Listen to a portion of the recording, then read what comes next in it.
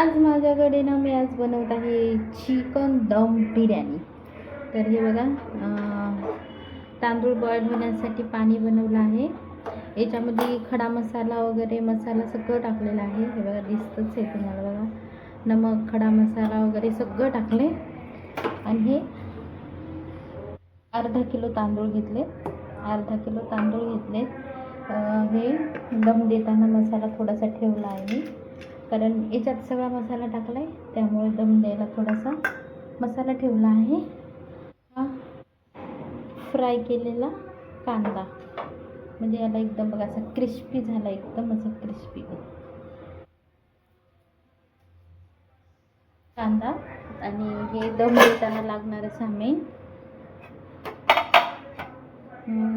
हे केसर, food colour आणि थोडीशी कोथिंबीर। आणि मेन म्हणजे आता चिकन तुम्हाला दाखवते।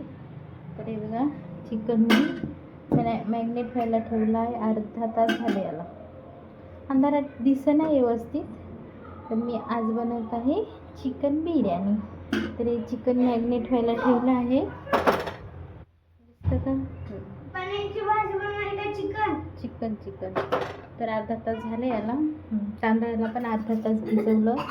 आता याच्यामध्ये टाकायचे तांदूळ। हे बघा, याला ना 70% शिजवायचं तांदूळ।